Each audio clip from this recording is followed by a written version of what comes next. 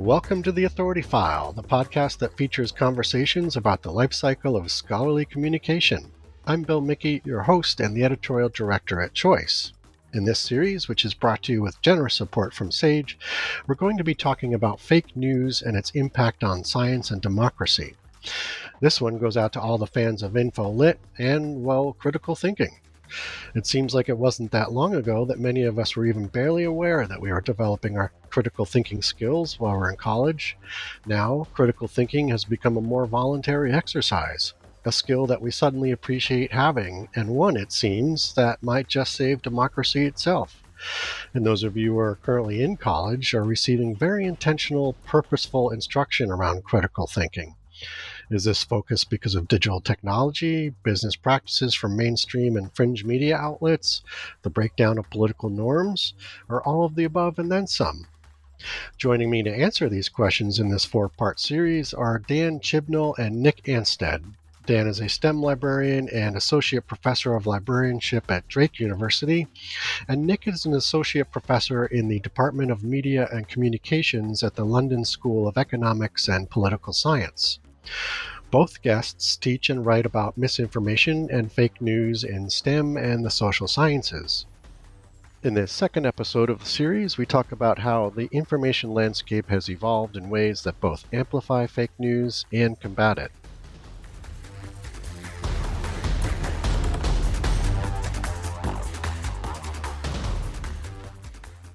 Let's talk about sort of how the information landscape has generally changed. And Dan, we'll start with you. Can you just describe how the presentation of news and or information, as well as our consumption of it, have changed as a result of fake news, quote unquote? I'm looking for sort of the ways in which fake news has sort of influenced um, the information landscape and how it's provided to us and how we consume it. Yeah, I think that, there's at least a couple of major ones that come to mind that are changes that have happened. I do think you see, and I know we're going to talk about this a little bit later too, Right. but this idea of more and more news organizations and websites and things like that doing more fact checking. Mm-hmm. You even see it at the individual level down to things like TikTok, where people are making videos where they're like, nope, wrong, oh, there's a fact, that kind of thing. And that's easy to consume. But, we saw it most recently in the presidential debate, between Harris and Trump, where the moderators were fact checking in real time. And I think that is a result of there being so much misinformation. And you saw misinformation being said by candidates, right? So I think you see more of that. Now, does that necessarily help the average viewer? I don't necessarily know, because some people might just be like, well, that fact check is misinformation, that you just throw the fake news thing right back at them, right? Mm-hmm. So I think one thing is you are seeing an increase in more fact checking, more from the individual level all the way up to the media institution level. But I think the other thing that you're seeing, and this is also a result of just the explosion of the internet, over the past 30 plus years since it's been around, is now you see more and more like pocket news sources, right? Right. And I'm not just talking about things like 4chan or Reddit or stuff like that, but you're seeing it. It's an explosion of different news sources, and I use news in quotation marks here because it's a matter of getting more and more eyeballs to look at what you're doing. So you're more inclined than ever to cover salacious material and make shorter news pieces or even spread misinformation or lies because that's what gets people to tune in and show up. Fact checking is boring. Science is boring, but if we've got this rumor that's going around, wow, that's going to get people to tune in, right? I mean, whenever I see some of this stuff, all I can think of is Neil Postman's amusing ourselves to death. Our news is basically just getting smaller and shorter and more entertainment driven. And so I think because of fake news, it drives people who believe in those things towards those new news sources. Yeah, no, that's absolutely true. So, Nick, over to you. And I think as you consider your answer, it'd be cool if you could incorporate a little bit of commentary on how you feel like mainstream, so-called mainstream media or our biggest media outlets sort of have altered their coverage of the political landscape. Mm. Touching on what Dan just said in terms of like news as a business model, but also news as access. So like, journalists, sort of that access journalism, so to speak, that where Mm. they have to kind of, moderate their sort of output in terms of not angering one side or the other too much so they can keep having access to that candidate or that person, which ends up sort of normalizing some of these more extreme figures in politics. It's a really interesting question. It's a really interesting way to frame the question, I think. Let me just start by noting the change in the information environment more broadly, because part of Yep. the challenge is that the purveyors of quality news and the purveyors of misinformation have to kind of coexist in the same environment. And Mm-hmm. so you have you have a vastly greater range of news sources. That's the kind of most obvious and striking point about this environment, right? We are not in the age of, for your American listeners, we might say someone like Walter Cronkite, or in the UK, we might say someone like Trevor McDonald, who was a newsreader here for a long time on ITV. These are, figures of authority, people we would trust just by in terms of what they're saying. We are in this environment, and also it's a much more atomized environment. So we might both use the same, for example, social media platforms, but our experiences of them would look very, very different because the platforms respond to the people we follow and the people we encounter. So that idea of a shared media experience has dissipated and declined.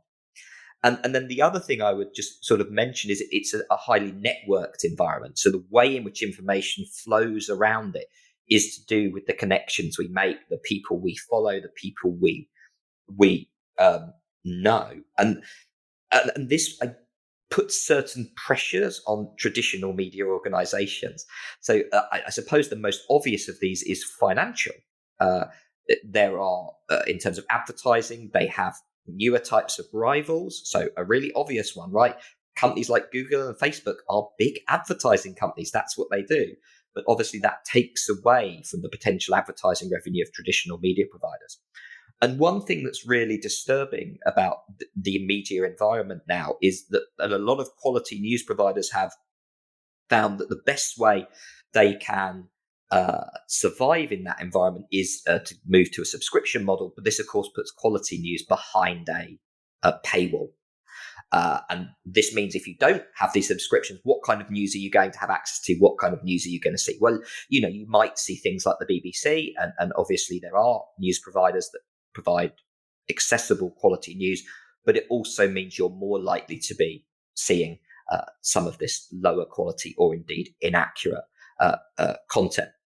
Another just sort of observation I would make about this as well is, in that environment where their financial revenue streams are under pressure, it makes it harder to produce quality news because producing news is really, really expensive.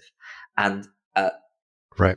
you're also in a competitive environment where you're coming under pressure to do things like respond more quickly and to publish things more quickly. And so we see generally a kind of, and especially with online first publishing, you see that requirement for speed.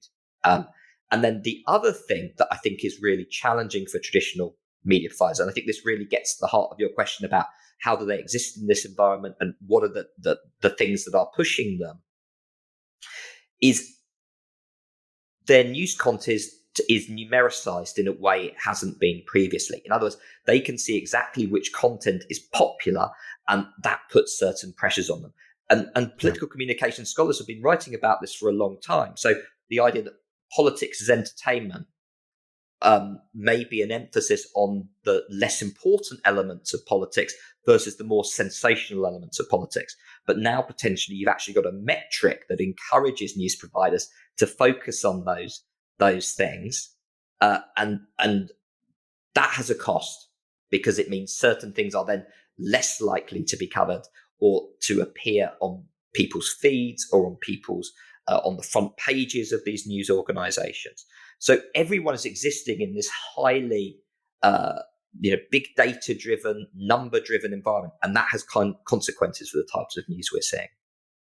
Yeah, absolutely. I can remember back in the aughts, certain content companies would literally put up monitors in the newsroom that showed in real time how each post was performing in terms of readership views. And so it created this cutthroat, enormously high pressure situation in the newsroom around driving traffic and sort of creating content around that engagement, those engagement metrics. Nick, part of your research looks at, quote, new ways of measuring public opinion, especially social media monitoring, and how they are used in media coverage of politics. This kind of ties into what you were just saying, but what are those new measurements? Can you give us more examples of how they might affect media coverage of a political news story? Yeah, so this is something I'm researching at the moment, and I sort of have an idea that at some point in the future I will write a book about it. But the idea, if you like, is we are now living in a period of time where there are more diverse public opinion metrics available, and this seems to be bleeding over into news coverage in a way that hasn't previously been the case. So I guess obviously the traditional metric, which we are all familiar with, is the opinion poll. And this has a whole history, particularly going back to the 1930s. It also has a democratic narrative that goes with it. So if you read people like George Gallup, he argues that the opinion poll is essentially a democratizing vehicle, in the sense that it takes away from politicians the rhetorical power to claim that public opinion is on their side when it isn't. I mean, there's a whole kind of critique of that position in terms of what Gallup said and then what Gallup actually did and the types of polls he conducted in the 30s and the 40s. But it's an interesting claim.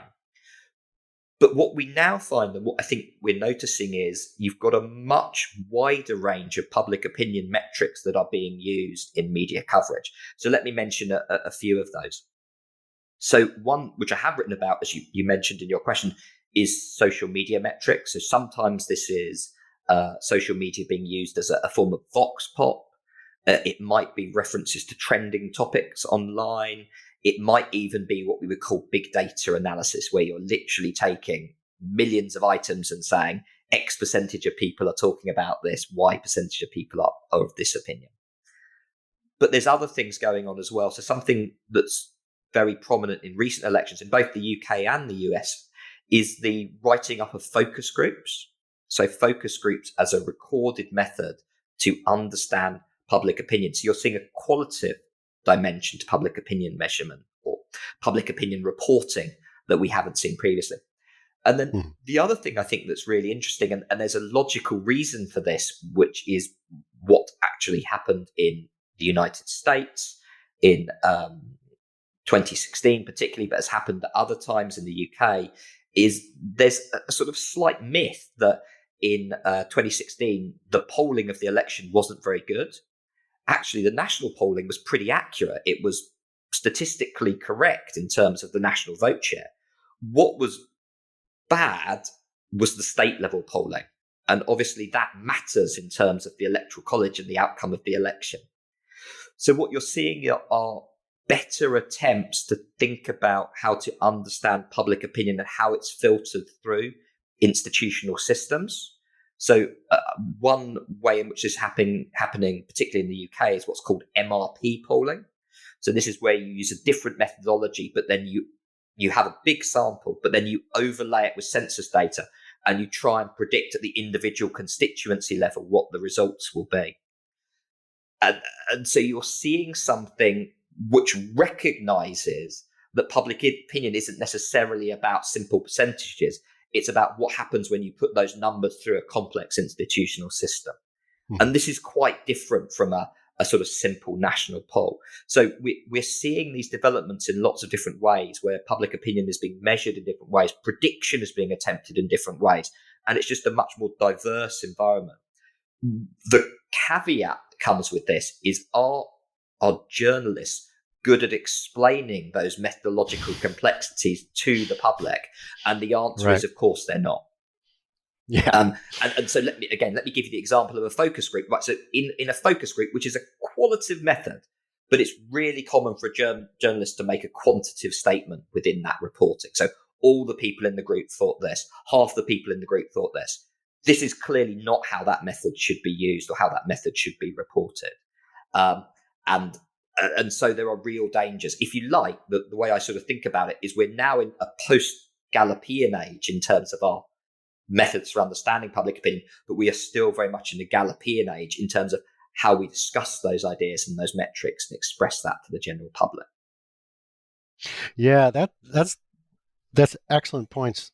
Those are excellent points there, Nick. And that in the States here, we've over the years with around elections, we've had a few different, I guess, new polls being developed. 538 is one, and they're not always any more accurate than the traditional polls have been necessarily, but you can see in sort of a generalized sense that there are or public facing sense that these polls are being tweaked and developed and evolving in ways that are kind of moving away from that traditional model. But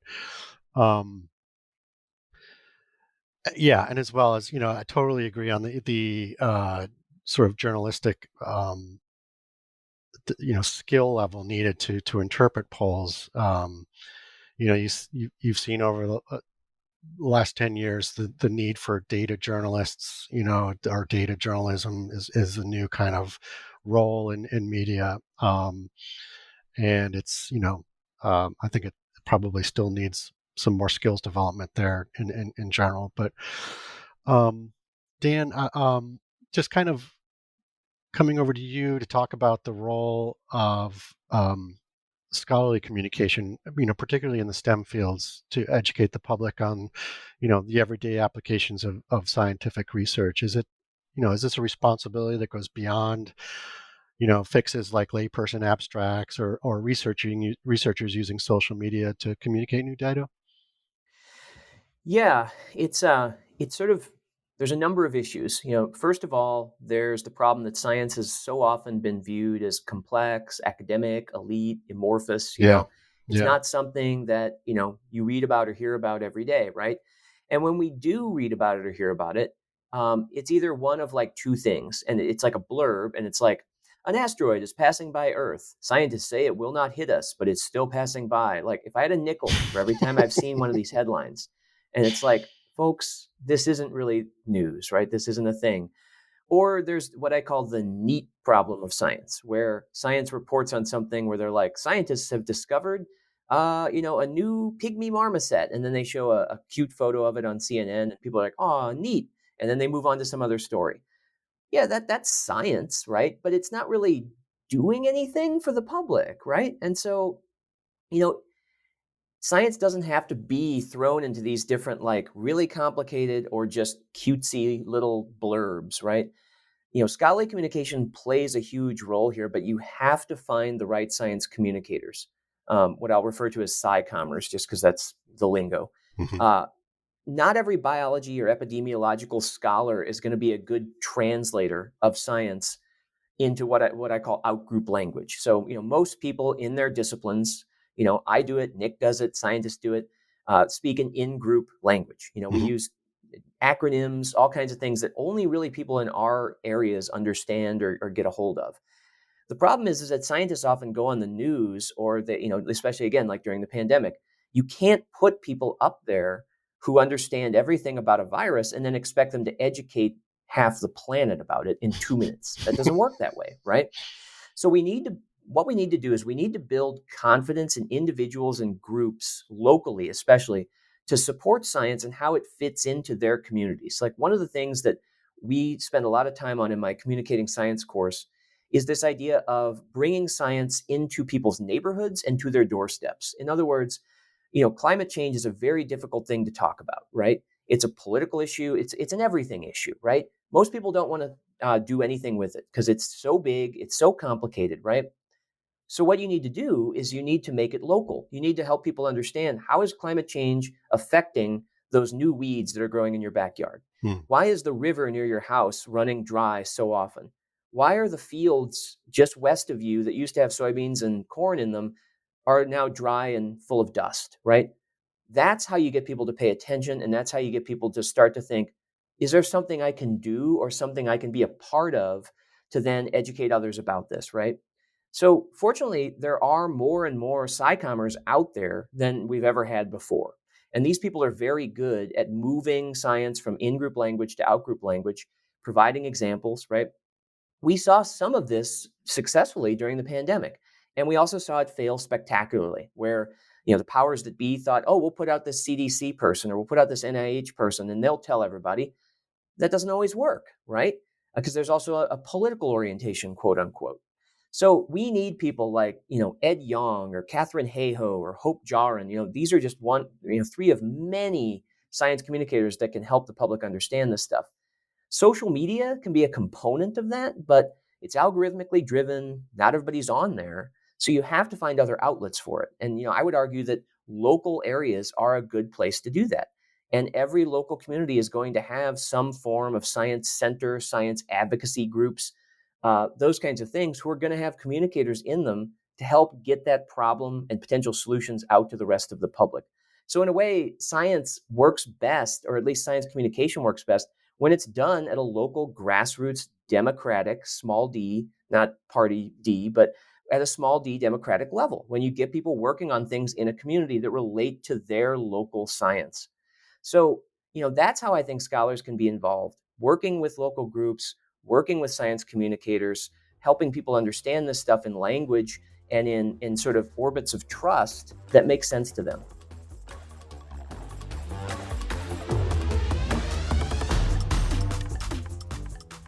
You just heard from Dan Chibnall, STEM librarian and associate professor of librarianship at Drake University, and Nick Anstead, associate professor in the Department of Media and Communications at the London School of Economics and Political Science. This episode was brought to you with generous support from SAGE. Join us next week when we talk about specific instructional tactics for disempowering fake news and why technology's role in its spread isn't the only thing we need to worry about. As always, underwriting opportunities for the Authority File podcast are directed by Choice's advertising director, Pam Marino, and all of our episodes are produced and edited by Choice's digital media producer, Sabrina Kofer, and digital media assistant, Ashley Roy. That's all for this week. Thanks for joining us.